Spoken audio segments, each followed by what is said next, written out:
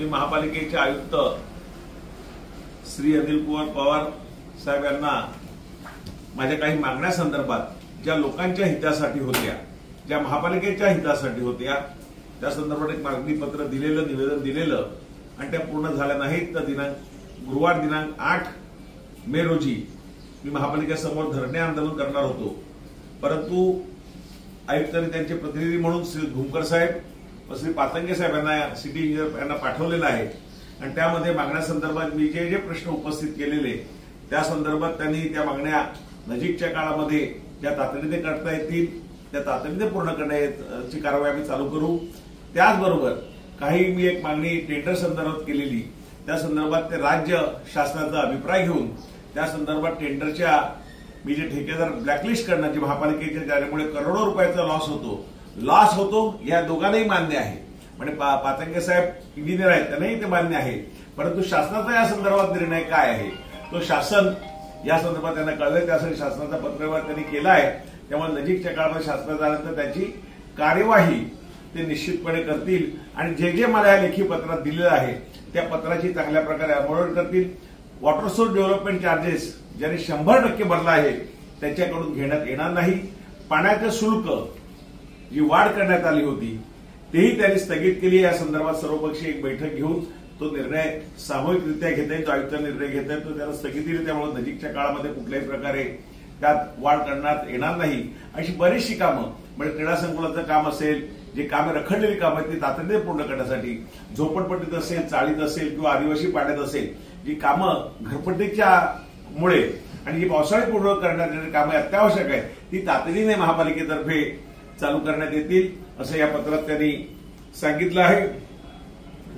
एकत्रित निविदा काढण्यासंदर्भात जो शहराच्या संपूर्ण भागासाठी एकत्र निविदा ज्या काढण्यात होत्या त्याच्या संदर्भात चर्चा झाली, ते असं त्याच्यात म्हटलं आहे. ह्या संदर्भात आम्ही निश्चितपणे अभ्यास करू.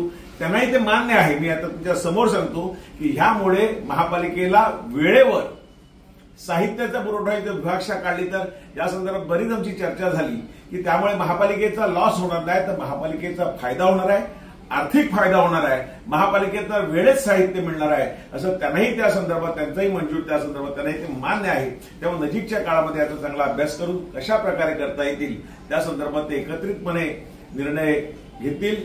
मला अधिकाऱ्यांवर विश्वास आहे. आयुक्त साहेबांची याच्यावरती सही आहे. मी त्यामुळे उद्याचं जे आंदोलन होतं ते मी स्थगित करत आहे. याची कार्यवाही पूर्ण झाल्यानंतरच माझं आंदोलन, उद्याचं आंदोलन भविष्यात करायचं की नाही हे मी ठरवेन. तो आंदोलन करण्याचा अधिकार एक लोकप्रतिनिधीपेक्षा या मतदाराशी बांधलेले आहे, इथल्या जनतेशी बांधील असल्यामुळे माझा जो अधिकार आहे. मला विश्वास आहे प्रशासन ह्याच कामाबरोबर अन्यही माझ्याकडे कामं आहेत ती पावसापूर्वी करण्याची कामं असतील, नाट्यगृह असेल, क्रीडा संकुल असेल, जे 95-98% काम झालं, विरार गोकुळ टाइम्सचं पोडियम असेल, विराटनगरचं महापालिकेचं प्रभाग समितीचं कार्यालय असेल, रेल्वेच्या जीएडीची मंजुरी 4 ओव्हरब्रिजसाठी जीएडीची मंजुरी असेल, या शाळा ज्या जिल्हा परिषदच्या शाळा जिल्हा पातळीच्या दवाखाने तातडीने महापालिकेच्या मध्ये सामावून घेण्याचं असेल, त्याचप्रमाणे जिल्हा परिषदेच्या शाळा ज्या शाळेला आपण विद्यार्थ्यांना साहित्य पुरवतो, गणवेश पुरवतो, दप्तरं पुरवतो, बुटं पुरवतो, जे काय साहित्य पुरवतो ते शाळा चालू झाल्यानंतर 8 दिवसाच्या आत ते 15 दिवसाच्या आत तेही पुरवण्याचं या संदर्भातही अशी चर्चा झाली. अशी अनेक वेळा विषयावर चर्चा झाली. जे विषय बाकी आहेत त्या संदर्भात निवेदन देतो आणि त्या संदर्भात निश्चितपणे कार्यवाही होईल असा मला विश्वास आहे. त्यामुळे उद्याचं आंदोलन मी तात्पुरता स्थगित करता याची कारवाई, घरपट्टीची नोटिफिकेशन निघालं पाहिजे माघार घेण्याचं आणि कामाला प्रत्यक्ष सुरुवात झाली पाहिजे. आदिवासी पाड्यातील कामं असतील म्हणा, झोपडीतील कामं असतील म्हणा, पावसाळ्याच्या पूर्व कामं असतील म्हणा, निश्चितपणे मी यांच्यावर फिरेन. मी स्वतः नालासोपारा या मतदारसंघात फिरतो, त्यामुळे ही कामं नजीक काळात कशी पूर्ण होते यासाठी मी प्रयत्न करेन. धन्यवाद.